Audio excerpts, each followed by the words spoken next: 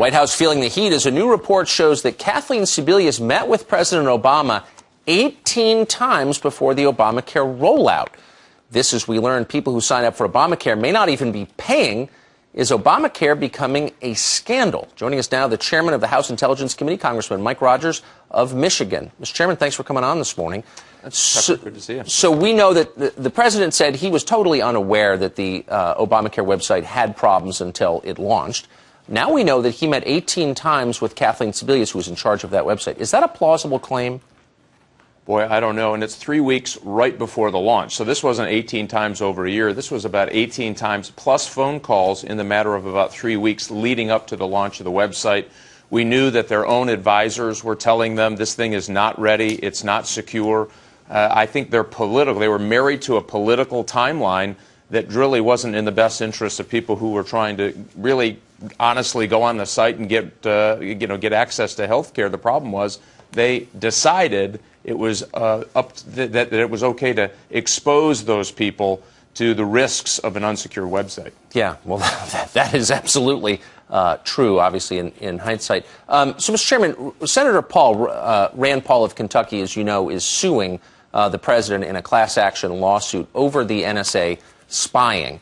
And I'm wondering, just take 3 steps back. I know you have been a supporter of that program. Why does having the ability to read my email and listen to my telephone conversations make this a safer country? Well, the good news is they're not reading your email and they're not listening to your phone calls. And that has been the most frustrating thing for me, a former FBI guy and a skeptic of government that makes me a Republican. That's just not what's happening. The reason we have this program that the whole kerfuffle is over is because a safe house, an al-Qaeda safe house in Yemen, called into the United States prior to 9/11 and said, go ahead, launch the attack. We missed that part. And so the 9/11 Commission said you ought to fill in that gap. So what this is phone records. It's not even names or addresses are in this database. No names, no addresses. So some notion that they're recording your phone call or reading your emails is just wrong. Really? Is it wrong? How do I know that? Because, I mean, Mr. Clapper got up and said that there was no surveillance of American citizens. He turned out to be lying. Congress doesn't have oversight of this, as you know. Just your committee. The average congressman does not have access to this data. So how can I believe that? Why should I believe that? Well, you have a bipartisan group who, again, who are skeptics, including, crazy left-wingers like Michelle Bachmann, who looked at this program. We oversee this program. We set up the protocols to protect that information, to meet the Fourth Amendment test. And I supported it when it was classified because we went through that rigor, and I support it now because we went through that rigor. The problem is it's really hard to argue the facts of this when people are saying you're listening to my phone calls and you're reading my emails.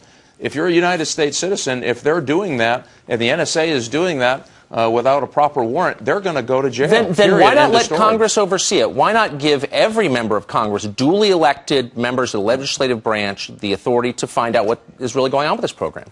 Yeah, well, they have, and they are, and we have briefings in our committee. When it was reauthorized, members had the opportunity to come to the committee and learn about it. The judiciary got regular updates. The Judiciary Committee got regular updates. And then it is for those of us who have the highest clearances, because I do believe that compartmentalized classified information is important. And remember, what we're talking about now is this huge leak of defense information, not NSA information. I understand. So this whole thing has gotten wrapped around the axle, and I think it's dangerous. Yeah. Well, that part is impossible to defend. Mr. Chairman, thanks for joining us this morning. Hey, thanks, Tucker. Coming up.